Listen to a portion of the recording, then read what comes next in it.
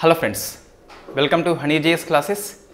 21st February daily current affairs with JS points. Hindu, Indian Express, Eenadu and PIB News. ఈరోజు మొత్తం మనకి 16 articles వార్తల్లో ఉన్నాయి. అందులో వెరీ ఫేమస్ ఆర్టికల్స్ మొత్తం మీద 12 ఆర్టికల్స్ మనకి వెరీ ఫేమస్ ఆర్టికల్స్. తెలంగాణ కోసం అని చెప్పేసి 2 ఆర్టికల్స్ వార్తల్లో ఉన్నాయి. అందులో ఒక article very famous first in news అని చెప్పేసి పిలుస్తాం. సో ఫస్ట్ మనకు 21st February very famous day.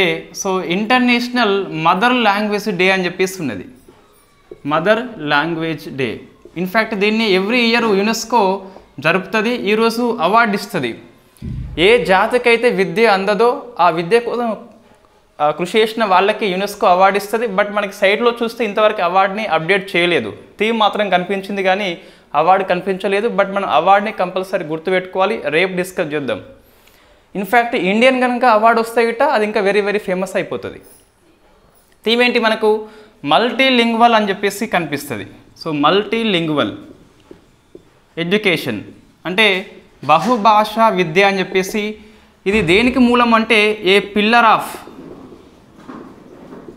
Learning అంటే సో నేర్చుకోవడానికి అభ్యసనం కోసం మూల స్తంభం అని చెప్పేసి పిలుస్తాం. దీంతోపాటు అండ్ సో ఇంటర్ జనరేషన్ అని చెప్పేసి ఉన్నది. Intergeneration learning. బహుభాషా విద్య అనేది ఒక అభ్యసనం కోసం మూల స్తంభం వంటిది అని చెప్పేసి అర్థం వస్తుంది. ఇంటర్ జనరేషన్ మీన్స్ మనకి తరతరాల అభ్యసనం అని చెప్పేసి అర్థం వస్తుంది. సో మొత్తం మీద యునెస్కో అవార్డు ఇస్తుంది. అవార్డుని మనం రేపైతే క్లాసులో అప్డేట్ చేద్దాం. బహుభాషలో విద్య అనేది తప్పనిసరి. సో మరింతగా మనం మెరుగు అయ్యేందుకు అవకాశం కనిపిస్తుంది. నెక్స్ట్ వెరీ ఫేమస్ పర్సన్ ఈరోజు మరణించాడు. ఫాలీ ఎస్ నారిమన్ అని చెప్పేసి పిలుస్తాం. So very famous personality in judicial system లోపల. ఫాలీ ఎస్ నారిమన్. సో ఇతను న్యాయమూర్తి కాదు, న్యాయవాది. సో సుప్రీంకోర్టులో ఫేమస్ అడ్వకేట్స్ అని చెప్పేసి ఉంటారు. అందులో ఇతను ఫాలీ ఎస్ నారిమన్ అని చెప్పేసి పిలుస్తాం. దరిదాపుగా సుప్రీంకోర్టులో 50 years పాటు వాదిస్తూనే ఉన్నాడు. 75 years తన యొక్క న్యాయ వృత్తిని కొనసాగిస్తున్నాడు. So very famous. చనిపోయాడు కాబట్టి ఈరోజు అన్ఫార్చునేట్లీ సో వయసు పెద్ద వయసు 95 years ఎంతో ఉంటుంది మొత్తం మీద. అందుకోసం అని చెప్పేసి మనకి వార్తల్లో వచ్చిండు. సో ఈ ఫాలీ ఎస్ నారిమన్ చూస్తే యాజ్ పర్ ఎక్స్ప్రెస్ ఆర్టికల్ ప్రకారం మనకు ఒక 7 కేసులలో ఇన్ఫ్యాక్ట్ ప్రముఖ న్యాయవాదిగా కేసును వాదించాడు. ఆ 7 కేసులు మనకి వెరీ ఫేమస్. నేను బ్రీఫ్గా టచ్ చేస్తాను కేసుల పేర్లు. సో ఫస్ట్ చూస్తే Supreme Court advocates on record association అని చెప్పేసి very famous known as second judge case అని చెప్పేసి పిలుస్తాం దీన్ని.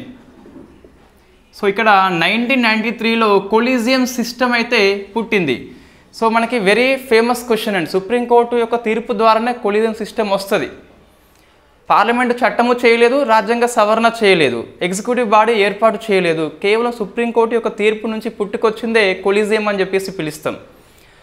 సో న్యాయమూర్తుల నియామకం విషయంలో సంప్రదింపుల ప్రక్రియ యొక్క వివాదం నుంచి పుట్టుకొచ్చిందే కొలీజియం అని చెప్పేసి మనం డిస్కస్ చేయడం జరిగింది. గ్రూప్ 1 మెయిన్స్ పాయింట్ ఆఫ్ వ్యూలో కొలీజియం యొక్క మెరిట్ ఏంటి, లోపాలంటే అని చెప్పేసి అది గ్రూప్ 1 మెయిన్స్లో ప్రశ్న రావచ్చు మనకు.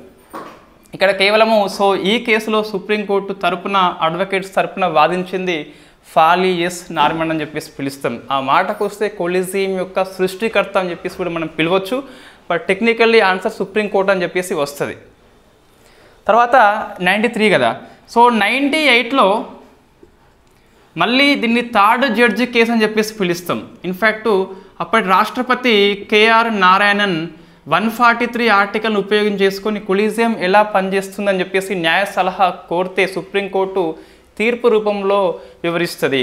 ఆ కేసులో సుప్రీంకోర్టులో వాదించింది ఫాలీ ఎస్ నారిమన్ అని చెప్పేసి వాదిస్తాడు.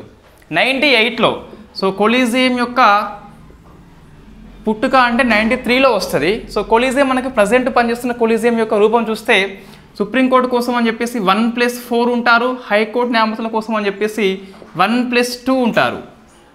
ఈ 1 ఎవరు అంటే సో సుప్రీంకోర్టు యొక్క సిజేఐ, ఇతనెవరు సిజేఐ, ఇద్దరు ఎవరు నెక్స్ట్ సీనియర్ మోస్ట్ వాళ్ళు. హైకోర్టు న్యాయమూర్తుల కోసం అయితే 217 ఆర్టికల్ ప్రకారం మనకు 1+2 ఉంటారు. అంటే ఆర్టికల్లో మనకేం లేదు కానీ సో న్యాయమూర్తుల నియామకం కోసం అని చెప్పేసి 217 ఆర్టికల్ ఉంటుంది హైకోర్టు కోసం అయితే, సుప్రీంకోర్టు కోసం అయితే 124 ఆర్టికల్ ఉంటుంది. కొలీజియం చూస్తే సుప్రీంకోర్టు కోసం 1+4 ఉంటే హైకోర్టు కోసం 1+2 అని చెప్పేసి ఉంటుంది. ఈ 1+2 1+4 ఎవరు? సుప్రీంకోర్టులో ఉన్న న్యాయమూర్తులే వాళ్ళు, హైకోర్టు కాదు ఇక్కడ. నెక్స్ట్ 2015లో ఎన్జేఏసీ కేసు అని చెప్పేసి ఉంటుంది. So national judicial appointment commission అని చెప్పేసి 2014లో మనము 99వ రాజ్యాంగ సవరణ చట్టం చేసి తీసుకొచ్చినాం. సుప్రీంకోర్టు దీన్ని కొట్టిపడేసింది. సో ఇక్కడ వాదించింది ఎన్జేఎస్కి విరుద్ధంగా ఫాలీ ఎస్ నార్మన్ అని చెప్పేసి పిలుస్తాం. మొత్తం మీద సో కొలీజియం బలపడటం వెనుక ఉన్నది ఎవరు అంటే ఫాలీ ఎస్ నార్మన్ అని చెప్పేసి పిలుస్తాం. అందుకోసం అని చెప్పేసి very very famous personality Fali S Nariman. ఇంకా చూస్తే కొన్ని ఫేమస్ కేసులు మనకు కనిపిస్తున్నాయి. సో గోలక్నాథ్ కేసు అని చెప్పేసి ఉంటుంది, 1967 కేసు. అప్పుడే ఇతను వాదించిండు. So Golaknath versus state of Punjab అని చెప్పేసి ఉంటుంది కదా. సో 67లో అప్పుడు ఇన్ఫ్యాక్ట్ ప్రాథమిక హక్కులని సవరించే అధికారం పార్లమెంటుకు లేదు అని చెప్పేసి సుప్రీంకోర్టు తీర్పు చెప్తుంది. ప్రాథమిక హక్కులను బలపడేలా వాదించింది ఫాలీ ఎస్ నారిమన్.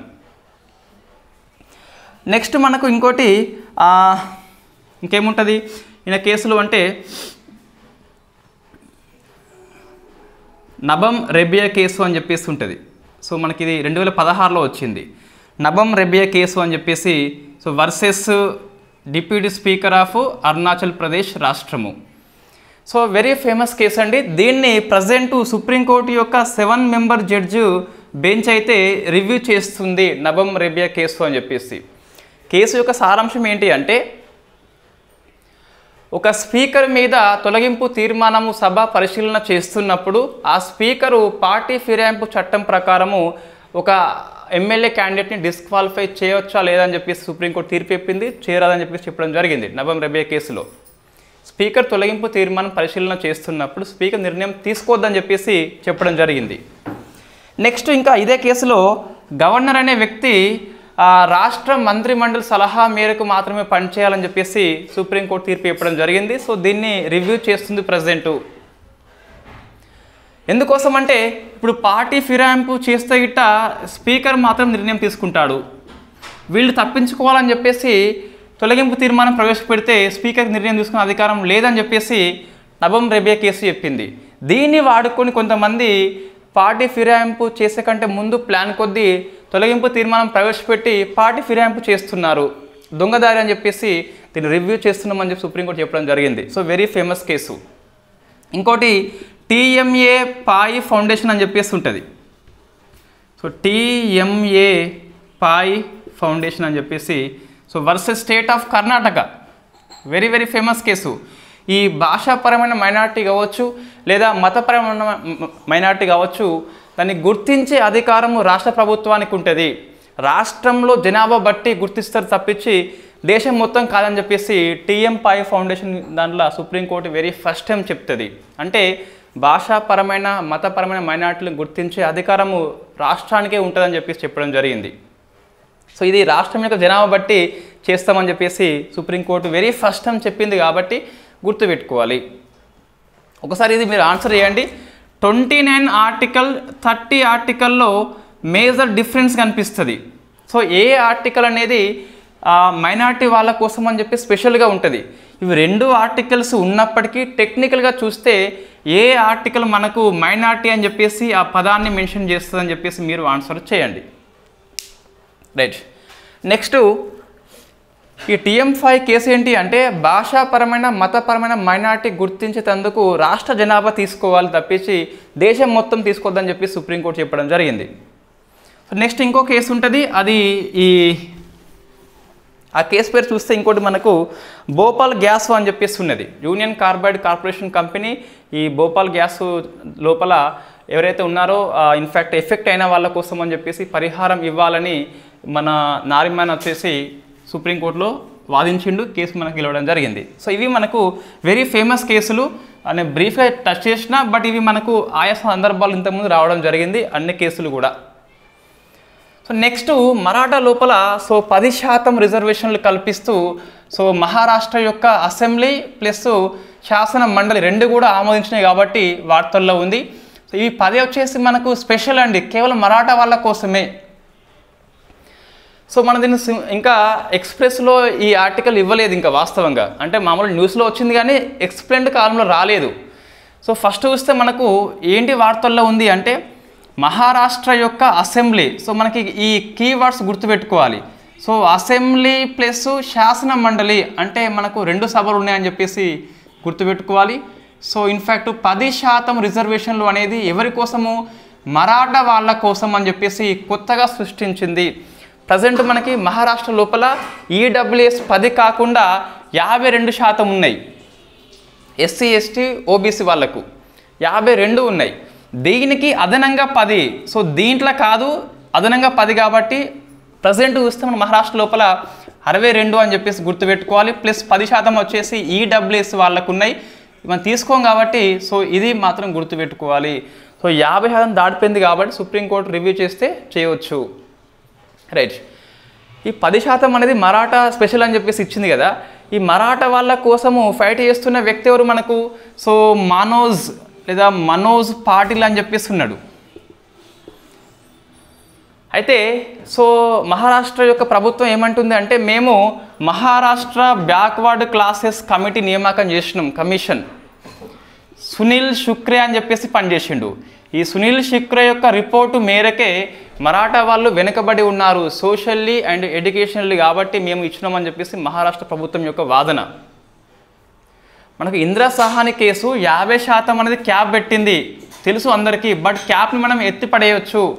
కొన్ని ఎక్స్ట్రీమ్ కండిషన్స్ ఉంటాయి గిట్ట, వాళ్ళు ఈ విద్యా సంస్థలలో ఉద్యోగాల్లో తగినంత రిప్రజెంటేషన్ లేదని చెప్పేసి సుప్రీంకోర్టు ముంగట వీళ్ళు డాటా అనేది ఇవ్వాలి.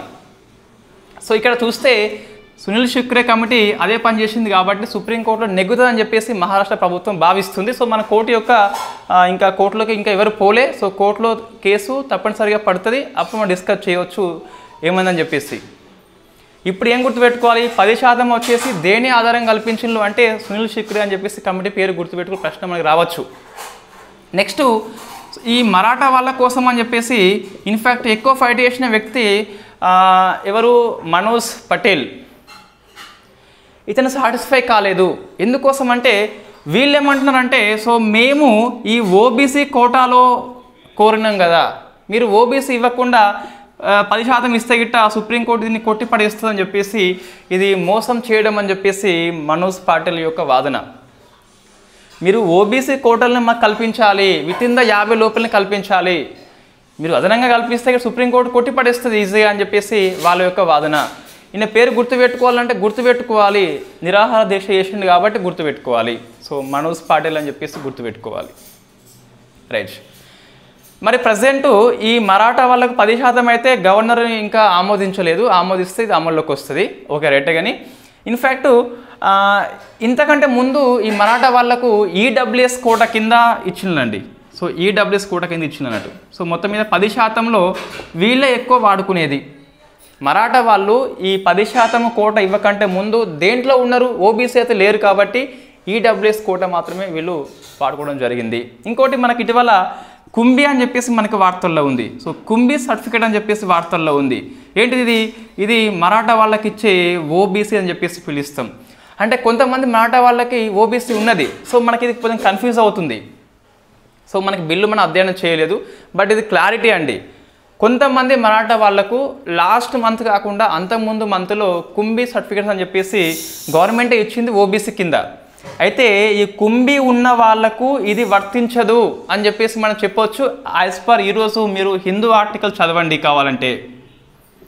ఏమంటున్నా అంటే ఇక్కడ సో ఆల్రెడీ కొంతమందికి మరాఠా వాళ్లకు ఈ 10% అనేది అందరి మరాఠా వాళ్ళకి కాదట, కొంతమందికి కుంభి అని చెప్పేసి సర్టిఫికేట్స్ ఉన్నాయట, అవి ఓబీసీ కింద మనం ట్రీట్ చేస్తామట. ఆ కుంభియేతర మరాఠా వాళ్లకు 10% అని చెప్పేసి మన హిందూ ఆర్టికల్ ఎక్స్ప్లెయిన్ చేస్తుంది. ఒకసారి చూసుకోవాలి, ఇది ఇన్ఫ్యాక్ట్ పేపర్లో వచ్చింది, బట్ మనం ఒకసారి చూసుకోవాలి, ఆ బిల్లు అధ్యయనం చేస్తే తెలుస్తుంది. సో రేపు దీన్ని మనం క్లారిఫై తీసుకుందాం. ఇది అందరు మరాఠీ లెక్క లేదా కుంభియేతర మరాఠీ అని చెప్పేసి మనం క్లారిఫై తీసుకోవాలి. ఇంతకన్నా డెప్త్గా క్వశ్చన్ రాదులేండి, కానీ ఏ రాష్ట్రం పేరు వస్తుంది, ఎవరికని చెప్పేసి వస్తుంది, కమిషన్ పేరు వస్తుంది, బట్ మనకు ఐడియా అంటూ ఉండాలి కంపల్సరీ. నెక్స్ట్ ఇండియా జీడిపి 24-25 టైంలో ఇన్ఫ్యాక్ట్ 7 అని చెప్పేసి మన ఆర్థిక శాఖ చెప్పడం జరిగింది. ఇది ఈనాడు ఆర్టికల్, ఇంకా దేంట్లో రాలేదు, ఒకసారి చూసుకుంటే సరిపోతుంది. నెక్స్ట్ వెరీ ఫేమస్ మన ప్రియతమ ప్రధానమంత్రి గారు జమ్మూ లోపల లాంగెస్ట్ రైల్వే సొరంగాన్ని లాంచ్ చేయడం జరిగింది. భారతదేశంలో అతి పొడవైన, గుర్తుపెట్టుకోవాలి, అతి పొడవైన, ఇది జాగ్రఫీ కిందకి వస్తుంది, రైల్వే సొరంగం అని చెప్పేసి పిలుస్తాం. రైల్వే సొరంగం అని చెప్పేసి T50 పేరు అండి. T50 అని చెప్పేసి సొరంగం పేరు. మనకు ఎంత పొడవు ఉన్నది అంటే 12.77 km అని చెప్పేసి ఉన్నది. భారతదేశంలో అతి పొడవైన రైల్వే సొరంగం అని చెప్పేసి T50 అని చెప్పేసి పిలుస్తాం. ఇది మనకు USBRL ప్రాజెక్ట్లో అంతర్భాగంగా దీన్ని నిర్మిస్తారు. ఉదంపూర్, శ్రీనగర్, బారాముల్లా రైల్వే లింక్ అని చెప్పేసి ఉంటుంది. USBRL యొక్క ప్రాజెక్ట్లో భాగంగానే ఈ లాంగెస్ట్ రైల్వే టన్నెల్ని T50 అని చెప్పేసి పేరు పెట్టి 12.77 km అని చెప్పేసి మనకు కనిపిస్తుంది. ఇంకొకటి, ఈ USBRLలో మనకు నెంబర్ ఆఫ్ రికార్డ్స్ వస్తాయండి.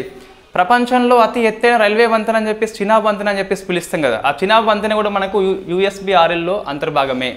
అంజికడ్ వంతెన కూడా మనకు first railway cable stayed bridge అని చెప్పేసి పిలుస్తాం కదా, అది కూడా మనకు USBRLలో అంతర్భాగంగానే రికార్డ్ సృష్టించింది. దీంతోపాటు మనకు సేఫ్టీ కోసం అని చెప్పేసి దీనికి సమాంతరంగా మనము ఎస్కేప్ అని చెప్పేసి ఇంకో టన్నెల్ని నిర్మాణం చేసుకుంటున్నాము. ఇది మనకి వార్తల్లో ఉంది. ఎస్కేప్ అంటే మనకు ప్రమాదం వచ్చినప్పుడు ఈజీగా ఎస్కేప్ కావాలని చెప్పేసి కొన్ని మీటర్స్కి ఇది మెయిన్ సొరంగం కదా, ఇట్లా మనకు డైవర్ట్ మనకు కొంత కనిపిస్తుంది. దీన్ని ఎస్కేప్ అని చెప్పేసి పిలుస్తాం. 12.77 అని చెప్పేసి ఆ డాటా గుర్తుపెట్టుకోవాలి. పొడవైంది కాబట్టి మన డాటా గుర్తుపెట్టుకోవాలి.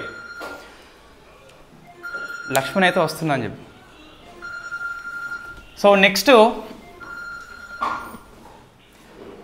శాంతి ప్రయాస్ అని చెప్పేసి మనకి వార్తల్లో ఉంది. ఇక్కడ బాగా గుర్తుపెట్టుకోవాలి, అంజిఖడ్ వంతెన, చినాబ్ వంతెన, T50 3 పార్ట్ ఆఫ్ ది USBRLలో అంతర్భాగం అని చెప్పేసి గుర్తుపెట్టుకోవాలి.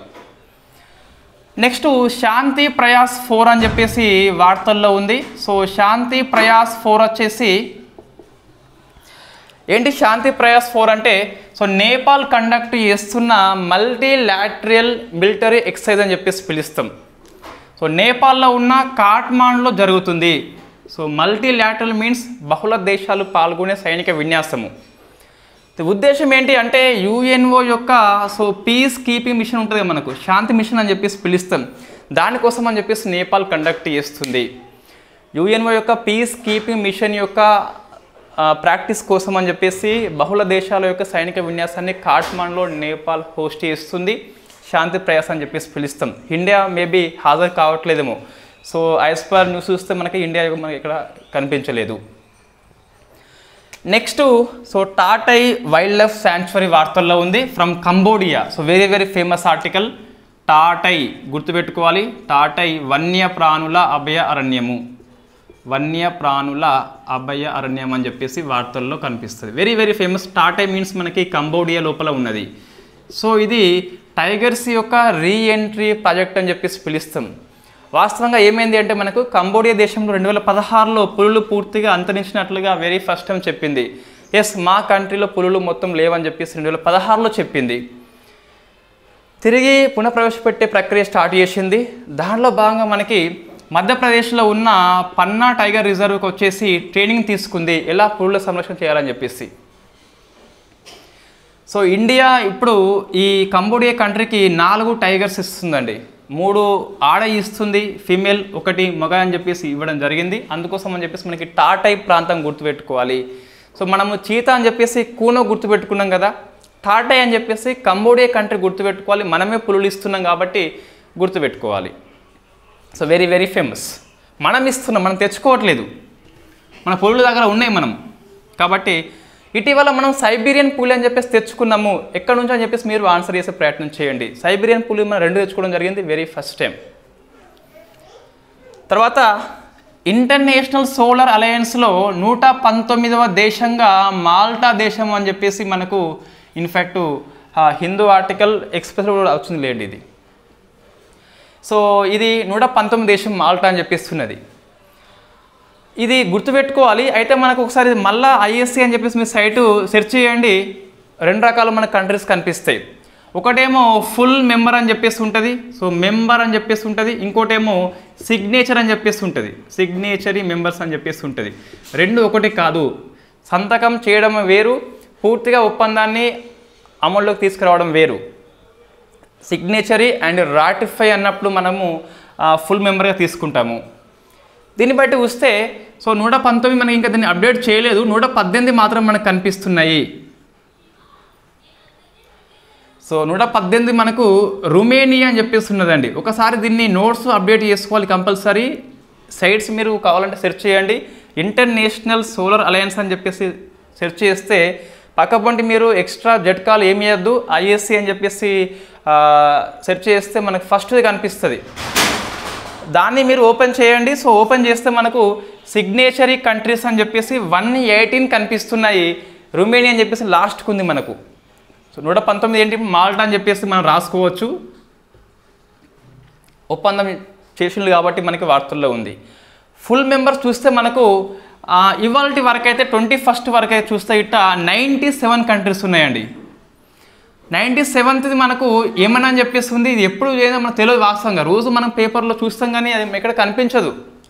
సో మనకి ఏ పేపర్ రాలేదండి, నేను గ్యారంటీ ఇస్తాను. నేను రోజు హిందూ ఎక్స్ప్రెస్ ఈనాడు చూస్తా కాబట్టి ఇది రాలేదు వాస్తవంగా. బట్ మనకి సైట్లో మనకి కనిపించింది కాబట్టి అప్డేట్ చేసుకోవాలి. సో 96 వచ్చేసి చీలీ కనిపిస్తుంది, 95 వచ్చేసి హంగేరీ కనిపిస్తుంది. అయితే రెండు సేమ్ ఇవి. సో మనం రెండు ఒకేసారి తీసుకున్నాయి కాబట్టి ఆ నెంబర్ మనకు అటు ఇటు పెద్ద ఇబ్బంది ఏం లేదు. మనం వాస్తవంగా 95th అని చెప్పేసి చీలీ డిస్కస్ చేసినాం మనం ఇంతకుముందు క్లాసులలో ప్రీవియస్ సిఏ లోపల. బట్ 97 మనకు అయిపోయినాయి. ఇక్కడ మీరు కావాలంటే 95 అని చెప్పేసి కొట్టండి, ఉత్తగానే ఎక్స్ప్రెస్ హిందూ అని చెప్పేసి కొట్టండి, చీలీ వస్తుంది ఇప్పుడు కూడా మనకు. బట్ అప్పుడు హంగేరీ కూడా కొత్తగా జాయిన్ అయిపోయింది, అప్పుడే మనకు కొత్తగా ఎమన్ కూడా వచ్చింది మనకు. సో 97 అని చెప్పేసి గుర్తుపెట్టుకోవాలి, ఎమన్ అని చెప్పేసి. 119 వచ్చేసి మాల్టా. బట్ మన పేపర్లో చూస్తే ప్రతిదీ వస్తలేదు. 94 రాలేదు మనకు. ఇటువైపు చూస్తే 118 రాలేదు వాస్తవంగా, మనకు రాలేదు. మరి వాస్తవంగా పేపర్లో ఏం రాలేదు మనకి. ఇప్పుడు సైట్లో చూస్తేనే తెలిసింది అది. రైట్, వచ్చిందా? అసలు మీరు ఆన్సర్ చేయండి. ఈ 95 చీల్ అని చెప్పేసి వచ్చింది, కానీ ఆ హంగేరీ ఏమైనా వచ్చింది ఆన్సర్? ఒకసారి మీరు ఆన్సర్ చేయండి చూద్దాం కామెంట్లో. ఇంకెవరైనా చెప్పి ఉన్నారా మీకు ఈ ఏమైనా అని చెప్పేసి 97th? రైట్, అంటే మన న్యూస్ పేపర్ని ఎప్పుడు వాళ్ళు అప్డేట్ చేసుకుంటూ ఉంటారు. జనరల్గా ఏమవుతుందంటే హైలైట్ అయిన అంశం మాత్రం మన పేపర్లో వస్తుంది. ఎట్లా అంటే ఒక ప్రధాని వచ్చినప్పుడు కూటమిలో జాయిన్ అయితే, లేదా ఒక ఎవరైనా మొత్తం రాయబారి వచ్చి ఒప్పందం చేసుకుంటే మనకి వార్తల్లో కనిపిస్తుంది. జనరల్గా ఇటువంటి జరగకుండా సైన్ చేస్తారు కొంతమంది, అవి మనకు వార్తల్లో కనిపించవు. అయినా మనం దాన్ని కంపల్సరీ గుర్తుపెట్టుకోవాలి. ఇప్పుడు ఏంటి అంటే ఫుల్ మెంబర్ స్టేట్స్ 97 అని చెప్పేసి ఉన్నాయి. ఏమైనా వచ్చేసి సంతకం చేసినవి మాత్రం 119 అని చెప్పేసి మాల్టా అని చెప్పేసి గుర్తుపెట్టుకోవాలి. 118 చూస్తే మనకు రుమేనియా అని చెప్పేసి కనిపిస్తుంది. నెక్స్ట్ సాగర్ అంకాలన్ అని చెప్పేసి మనకు ఒక పోటీ అండి ఇది. సో మనకి ఓడరేవులు ఉన్నాయి కదా, మొత్తం మీద 14 ఉన్నాయి మనకి ఓడరేవులు, ఇది కన్ఫామ్ మనకి. సో 14 అని చెప్పేసి మనకి ఇటీవల మహారాష్ట్ర లోపల వధవన్ పోర్ట్ అని చెప్పేసి కొత్తగా మనం దీన్ని నిర్మించుకుంటున్నాం. So 14th Vadhavan port, so 13th వచ్చేసి పోర్ట్ బ్లేయర్ అని చెప్పేసి ఉన్నది. ఓకే, సో వాటి మధ్య పోటీతత్వం పెంచాలని చెప్పేసి మరింత మెరుగైన విధంగా ఉండాలని చెప్పేసి సాగర్ అంకాలన్ అనే ఒక పోర్టల్ని ఇన్ఫ్యాక్ట్ మినిస్ట్రీ ఆఫ్ షిప్పింగ్ వాళ్ళు లాంచ్ చేయడం జరిగింది. కాబట్టి మనకి ఇది వార్తల్లో ఉంది. సో సాగర్ అంకాలన్ ఏంటి అంటే సో ఓడరేవుల మధ్య పోటీ కోసం అని చెప్పేసి పనిచేసే web portal. Next first skill India centre, skill India centre అని చెప్పేసి మనకు ఒడిషా లోపల సంబల్పూర్లో, సో సంబల్పూర్లో సో ఫస్ట్ది కాబట్టి గుర్తుపెట్టుకోవాలి.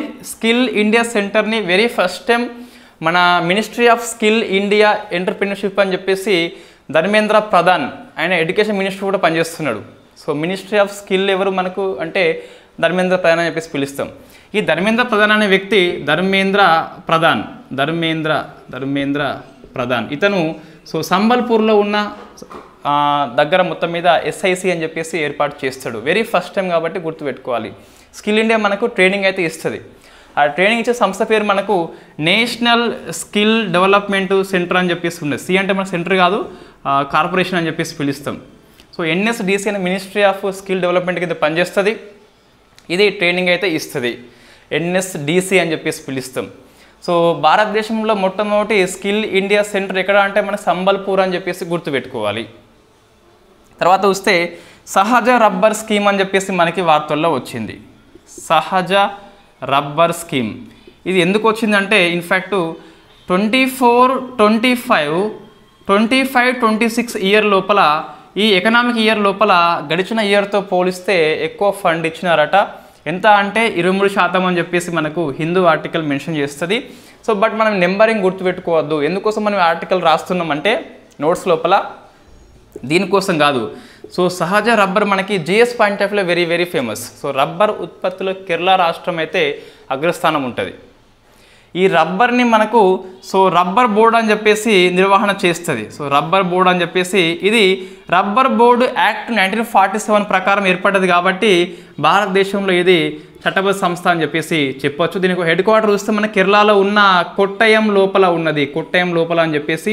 సో రబ్బర్ బోర్డు అనేది ఏ మినిస్ట్రీ కింద పనిచేస్తుంది అంటే మనకు వ్యవసాయం అని చెప్పేసి వెళ్ళిపోతుంది. బట్ వ్యవసాయం కాదు, ఇక్కడ ministry of commerce and industry అని చెప్పేసి పిలుస్తాం. సో ఇందుకోసం అని చెప్పేసి మనం దీన్ని డిస్కస్ చేస్తున్నాం. ఈ గణాంకాలు అనేది అవసరం లేదు. కరెంట్ అఫైర్స్లో గణాంకాలు అనేవి వస్తాయి కానీ ఇవి ప్రతి గణాంకాలు అవసరం లేదు. ఎందుకు మనకి వార్తల్లో వచ్చిందంటే లాస్ట్ ఇయర్తో పోలిస్తే నెక్స్ట్ 2 ఇయర్స్ పాటు ఎక్కువ ఫండింగ్ ఇస్తున్నారట. 23 అని చెప్పేసి మనకు ఉన్నది. బట్ ఇది అవసరం లేదు కానీ రబ్బర్ బోర్డు ఎక్కడ ఉందని చెప్పేసి రాష్ట్రం పేరు గుర్తుపెట్టుకోవాలి. ఏ మినిస్టర్ కిందకి వస్తా అని చెప్పేసి కూడా గుర్తుపెట్టుకోవాలి. Next very very famous Har Ghar Jal అని చెప్పేసి సో అరుణాచల్ ప్రదేశ్ రాష్ట్రం సాధించింది. హర్ ఘర్ జల్ అని చెప్పేసి. హర్ ఘర్ జల్ మనకు జలజీవన్ మిషన్లో భాగంగా ప్రతి ఇంటికి ట్యాప్ సౌకర్యం కల్పించే స్కీమే హర్ ఘర్ జల్ అని చెప్పేసి పిలుస్తాం. సో నార్త్ ఈస్ట్ రాష్ట్రంలో ఫస్ట్ది కాబట్టి గుర్తుపెట్టుకోవాలి. ఇండియాలో మొత్తం మీద ఇది 11వది అటు ఇండియాలో. సో మనం డిస్కస్ చేయాలి 10 రాష్ట్రాల పేర్లు గుర్తుపెట్టుకోవాలంటే కంపల్సరీ అండి. ఇటువంటి స్కీమ్ మనకి అచీవ్మెంట్ కాబట్టి ప్రశ్న వచ్చేందుకు అవకాశం ఉంటుంది. గుర్తుపెట్టుకోవాలి కంపల్సరీ. ఇది 11వది ARP. So very very famous. North east రాష్ట్రం లోపల మాత్రం ఇది ఫస్ట్ దట. మిగతా 10 అవసరమే అండి. పిఐబి న్యూస్లో నెంబర్ ఆఫ్ టైమ్స్ మనకి వస్తుంది. ఈ పార్లమెంట్ సెషన్స్లో కూడా నెంబర్ ఆఫ్ టైమ్స్ మన లోక్సభలో లిఖితపూర్వక సమాధానం చెప్పి ఉంటారు. సో చూస్తే ఫస్ట్ రాష్ట్రం ఏంటి? హర్ ఘర్ జల్ అంటే గోవా అండి. స్టేట్లో లోపల మనకు గోవా అని చెప్పేసి ఉంటుంది. సో యూటీలో చూస్తే మనకు దాద్రా నగర్ హవేలీ అని చెప్పేసి ఉంటుంది. కనీసం ఇవి గుర్తుపెట్టుకోవాలి. ప్లస్ తెలంగాణ ఉందని చెప్పేసి గుర్తుపెట్టుకోవాలి. ఫస్ట్ రాష్ట్రం ఏంటి? గోవా. హర్ ఘర్ జల్ సర్టిఫికేట్ పొందింది. ఫస్ట్ యూటీ ఏంటి? దాద్రా నగర్ హవేలీ డామన్ డియూ అని చెప్పేసి ఉన్నది. ఫస్ట్ డిస్ట్రిక్ట్ ఏంటి అని చెప్పేసి ప్రశ్న మనకి ఇంతకుముందు వచ్చింది. అది బుర్హాన్పూర్ అని చెప్పేసి పిలుస్తాం. సో ఫ్రమ్ బుర్హాన్పూర్ వచ్చేసి మధ్యప్రదేశ్ లోపల ఉంటుంది. అది డిస్ట్రిక్ట్ పేరు అది. సో హర్ ఘర్ జల్ చూస్తే మొత్తం 10 స్టేట్స్ కదా.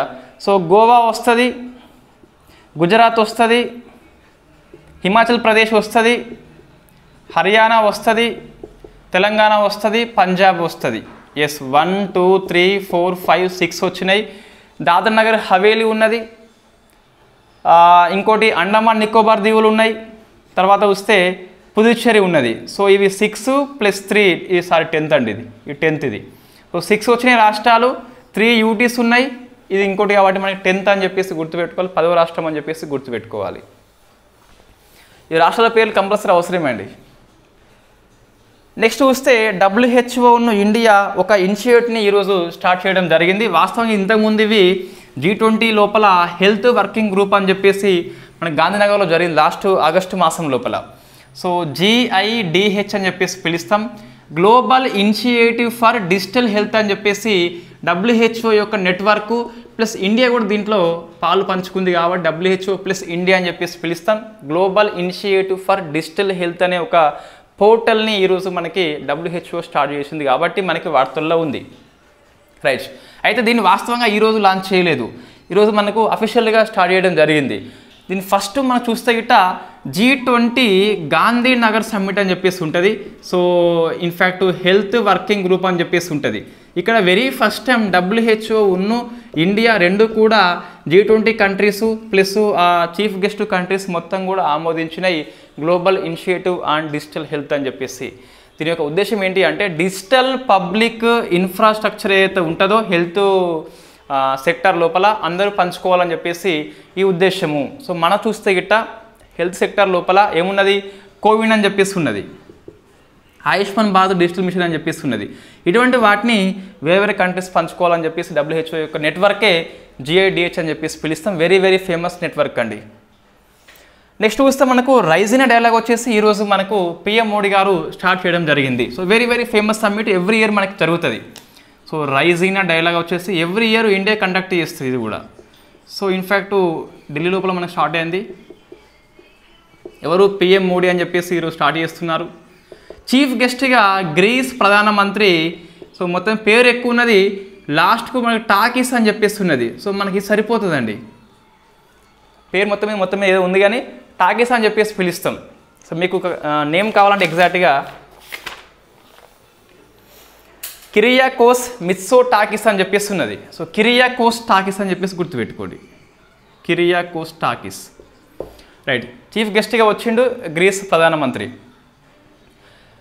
ఇటీవల మనకు సేమ్ సెక్స్ మ్యారేజ్ని లీగలైజ్ చేసిన కంట్రీగా గ్రీస్ రికార్డు సృష్టించింది. రైట్, మరి థీమ్ ఏంటి మనకంటే సో చతురంగ అని చెప్పేసి ఉన్నది. 4 Cలు వస్తాయి మనకి ఇందులో. Conflict, next connect, so creative and cooperative అని చెప్పేసి ఉన్నది, కోఆపరేటివ్. ఈ డైలాగ్ మనం ఎందుకు ఉంటుంది అంటే every year geopolitics, geoeconomics మీద కండక్ట్ చేస్తారు. వరల్డ్ మొత్తం మీద సమస్యలు ఏమున్నాయి అని చెప్పేసి డిస్కస్ చేస్తారు, శాంతి కోసం అని చెప్పేసి డిస్కస్ చేస్తారు. సో అదే మనకు చతురంగ అని చెప్పేసి. కాన్ఫ్లిక్ట్ అంటే డిస్ప్యూట్ అని చెప్పేసి వస్తుంది, కనెక్ట్, క్రియేట్ అని చెప్పేసి, కోఆపరేటివ్ అని చెప్పేసి తీసుకోవడం జరిగింది. ఇది మనకు సమ్మిట్ లోపల very very famous summit. Conflict sir ఇది కాంటెస్ట్, కనెక్ట్ కాదండి, కాంటెస్ట్, డౌట్ వచ్చింది అందుకే చూసిన. సో కాంటెస్ట్ అని చెప్పేసి పిలుస్తాం. Conflict, contest, create and cooperative అని చెప్పేసి మనకు కనిపిస్తుంది. Very very famous summit every year మనకి జరుగుతుంది. సో ఒక చీఫ్ గెస్ట్ వస్తారు, ఈసారి గ్రీస్ అని చెప్పేసి ఆ టాకీస్ పేరు మనకు గుర్తుపెట్టుకో కంపల్సరీ. నెక్స్ట్ షోంపెన్ తెగ అని చెప్పేసి మనకి వార్తల్లో ఉంది. అండమాన్ నికోబార్ దీవుల్లో వీళ్ళు కనిపిస్తారు, వీళ్ళు PVDG అని చెప్పేసి పిలుస్తాం. ఇన్ఫ్యాక్ట్ ఎందుకు వార్తల్లో వచ్చినారంటే మన రాష్ట్రపతి గారు మన నికోబార్కి వెళ్ళి విజిట్ చేసింది కాబట్టి వార్తల్లో వచ్చినారు. సో షోంపెన్ తెగ అని చెప్పేసి అంతరించి పోవచ్చు అని చెప్పేసి మనకి వార్తలు కనిపిస్తున్నాయి. నెక్స్ట్ ఫ్రాన్స్ యొక్క అత్యున్నత పౌర పురస్కారం వచ్చేసి ఆ పేరు మొత్తం మీద ఏదో ఉంది అని అవార్డు పేరు. సో మన శేషారులకు వచ్చిందండి. వాస్తవంగా 22nd ఇచ్చిన అవార్డుని ఈరోజు మనకి ఇవ్వడం జరిగింది. So very very famous award, but మనకు అంతగానం అయితే అవసరం లేదు. తెలంగాణ కోసం చూస్తే సో ఇక్కడ 2 రికార్డ్స్ ఉన్నాయి. ఫస్ట్ చూస్తే రంగారెడ్డి లోపల ఇన్ఫ్యాక్ట్ మనకు కంది ప్రాంతం లోపల ఈ IITని మన PM మోడీ గారు ఈరోజు స్టార్ట్ చేయడం జరిగింది. సో కంది IIT అని చెప్పేసి వర్చువల్ మోడ్లో మన PM మోడీ కాబట్టి కంపల్సరీ గుర్తుపెట్టుకోవాలి. ప్రశ్న వస్తుంది, కంది IIT ఏ జిల్లా అని చెప్పేసి వస్తుంది. నెక్స్ట్ వెదురు బారియర్, ఇన్ఫ్యాక్ట్ మనకి బారికేడ్స్ అని చెప్పేసి పిలుస్తాం. ఇవి మన టన్నిన్ దగ్గర ఉంటాయి. ఇవి జనరల్గా మనకు ఉక్కుతో తయారై ఉంటాయి. ఇక్కడ వెదురు కాబట్టి మనము ఆ బొంగు పేరు కంపల్సరీ గుర్తుపెట్టుకోవాలి. ఇంతకుముందు మనకు భారతదేశంలో ఫస్ట్ వెదురు బారియర్ అంటే మనకు సో మహారాష్ట్ర వస్తుందండి, మహారాష్ట్ర వస్తుంది. దాని పేరు బాహుబలి అని చెప్పేసి పిలుస్తాం. సో బాహుబలి వచ్చేసి మహారాష్ట్ర లోపల ఫస్ట్ వెదురు బారియర్ ఇన్ ఇండియా అని చెప్పేసి ఉంటుంది. వాణి ప్రాంతం నుంచి వరోర ప్రాంతం వరకు దీన్ని నిర్మించారు. తెలంగాణలో ఫస్ట్ వెదురు బారియర్ వచ్చేసి మనకు సో NH-44 మీద ఉన్నదండి. సో హైదరాబాద్ నుంచి మనకు ఇన్ఫ్యాక్ట్ హైదరాబాద్ నుంచి నాగపూర్ వరకు పోతుంది. అయితే ఈ మొత్తం మీద కాకుండా ఎక్కడ మనకు ఉమ్మడి నిజామాబాద్ డిస్టిక్ లోపల ఒక 2 ప్రాంతాలు ఉన్నాయండి. సో నిజామాబాద్ డిస్టిక్ లోపల సో అది వచ్చేసి ఏ ప్రాంతం అంటే సదాశివనగర్ నుంచి పెర్కెట్ వరకు దీన్ని నిర్మించారట. ఏం గుర్తుపెట్టుకోవాలి ఇక్కడ మనకు చూస్తే సో కంది IIT PM మోడీ వర్చువల్ మోడ్లో స్టార్ట్ చేసిండు. వెదురు బారియర్ రాష్ట్రంలో ఫస్ట్ది, ఇండియాలో 2వది అటు ఇది. NH-44 లోపల మనకి హైదరాబాద్ నుంచి నాగపూర్ వరకు పోతుంది. అందులో చూస్తే నిజామాబాద్ డిస్టిక్ లోపల మనకు సదాశివ నగర్ నుంచి పెరికెట్ వరకు ఈ ఉన్న ప్రాంతాన్ని వెదురు బ్యారియర్ వీటిని కట్టడం జరిగింది. సో సదాశివనగర్ అని చెప్పేసి అంత అవసరం లేదు, నిజామాబాద్ డిస్ట్రిక్ట్ అని చెప్పేసి గుర్తుపెట్టుకోవాలి. NH-44 అని చెప్పేసి గుర్తుపెట్టుకోవాలి. ఇది ఈరోజు కరెంట్ అఫైర్స్ అండి. సో మనం వాస్తవం డైలీ MCQ అని అడగాల్సి ఉండే, బట్ నాకు మర్చిపోయినా. సో రేపటి నుంచి దాన్ని కంటిన్యూ చేద్దాం. ఇన్ఫ్యాక్ట్ రేపటి నుంచి మనం మెయిన్స్ ఆర్టికల్ కంపల్సరీ డిస్కస్ చేద్దాం. ఒక మెయిన్స్ ఆర్టికల్, ఒక MCQ అని చెప్పేసి డిస్కస్ చేద్దాం. రైట్, ఫస్ట్ చూస్తే దీనిలో ఏది అవసరం ఈరోజు అంటే మొత్తం 16 articles. Telangana 2 very very famous, IIT కంది ప్లస్ వెదురు అని చెప్పేసి అది వెరీ వెరీ ఫేమస్, 2 గుర్తుపెట్టుకోవాలి. ఇక్కడ చూస్తే mother language day theme compulsory అవసరము, ఫేమస్ కాబట్టి గుర్తుపెట్టుకోవాలి. ఇంకా ఇక్కడ అవార్డు ఇస్తారు, ఈ అవార్డు కనుక ఇన్ఫ్యాక్ట్ ఇండియన్స్కి వస్తే అవార్డు అనేది గుర్తుపెట్టుకోవాలి compulsory. So language day theme ఏంటి మనకు అంటే మల్టీలింగ్వల్ ఎడ్యుకేషన్ అని చెప్పేసి పిలుస్తాం. ఫాలి ఎస్ నారిమన్, సో ఇది ఎగ్జామ్ దృష్ట్యా ఇప్పటికిప్పుడు CAలో అవసరం లేదు, బట్ GSలో వెరీ వెరీ ఫేమస్. ఆ కేసులన్నీ మనం అన్నీ గుర్తుపెట్టుకోవాలి. GS పాయింట్ ఆఫ్ వ్యూలో CAలో అవసరం లేదు లేండి, తీసిపడేయచ్చు. అంత ఫేమస్ తీసిపడేయచ్చు అంటే తీసిపడేయచ్చు, పెద్ద విషయం లేదు. మరాఠా వచ్చేసి ఇన్ఫ్యాక్ట్ సునీల్ శుక్రే అని చెప్పేసి కమిటీ పేరు గుర్తుపెట్టుకోండి. సునీల్ శుక్రే అని చెప్పేసి కమిటీ పేరు గుర్తుపెట్టుకోండి. మనోజ్ పాటిల్ అని చెప్పేసి నిరసన వ్యక్తం చేసిన వ్యక్తి పేరు కూడా అవసరమే. నెక్స్ట్ GDP అవసరం లేదు. సో ఇది లాంగెస్ట్ రైలు సొరంగం కాబట్టి T50 అని చెప్పేసి గుర్తుపెట్టుకోవాలి, వెరీ వెరీ ఫేమస్. 12.77 అని చెప్పేసి ఈ గణాంకాలు కూడా గుర్తుపెట్టుకోవాలి. సో ఇది ఇంపార్టెంట్, మనకి కంపల్సరీ ఇంపార్టెంట్. మరాఠా అవసరం. శాంతి ప్రయాస స్కిప్ చేయండి. So Tatai wildlife sanctuary, so very very famous. Cambodia అని చెప్పేసి ఈ దేశం పేరు మనం గుర్తుపెట్టుకోవాలి. ప్రశ్న వస్తే దేశం పేరు వస్తుంది. మనము 4 పురులు ఇస్తున్నాం కాబట్టి ఇంపార్టెంట్. ISA లోపల 119 కంట్రీ అనేది మాల్టా కాబట్టి కంపల్సరీ గుర్తుపెట్టుకోవాలి. ఎక్కువ ఫోకస్ అయింది పేపర్ లోపల కాబట్టి. సాగర్ అంకలన్ పెద్దగా అవసరం లేదు. ఫస్ట్ స్కిల్ ఇండియా సెంటర్ వచ్చేసి సంబల్పూర్ లోపల అని చెప్పేసి ఒడిషా లోపల అని చెప్పేసి గుర్తుపెట్టుకోవాలి, ఫస్ట్ది కాబట్టి. రబ్బర్ స్కీమ్ మనకి GS పాయింట్ ఆఫ్ వ్యూలో ఇంపార్టెంట్. హర్ ఘర్ జల్ వచ్చేసి మన రాష్ట్రం పేరు గుర్తుపెట్టుకోవాలి. నార్త్ ఈస్ట్ లోపల ఫస్ట్ది కాబట్టి సో ప్రశ్న వచ్చేందుకు అవకాశం ఉంటుంది. ఇండియాలో మొత్తం 10th అని చెప్పేసి గుర్తుపెట్టుకోవాలి. సో వెరీ వెరీ ఫేమస్, ఇది important. Skill India important. WHO plus India యొక్క initiative global initiative digital health కాబట్టి సో వెరీ వెరీ ఫేమస్, 2 కలిపి స్టార్ట్ చేసినాయి అని చెప్పేసి. ఇవి అండి ఈరోజు మనకు ఎన్ని 1 2 3 4 5 6 7 8 ఏం చదువుకున్నా కూడా ఈ 8 ఆర్టికల్స్ తెలంగాణ యొక్క 2 ఆర్టికల్స్ గుర్తుపెట్టుకోవాలి కంపల్సరీ. సదాశివనగర్ నుంచి పెర్కిన్ వరకు మనకు సో ఈ ప్లేస్ పేరు గుర్తుపెట్టుకోవాలి. ఉమ్మడి నిజామాబాద్ డిస్టిక్ అని చెప్పేసి కూడా గుర్తుపెట్టుకోవాలి. ఇవి మనకు పెరికెట్ అని చెప్పేసి మనకు ఉన్నది. సో ఇవి 8 ఆర్టికల్స్ ప్లస్ 2 ఆర్టికల్స్ తెలంగాణ అభ్యర్థి ప్రతి ఒక్కరూ కంపల్సరీ నోటికి వచ్చే విధంగా అధ్యయనం చేయాలి గ్రూప్ 1 ప్రిలిమ్స్ దృష్ట్యా. Thank you very much.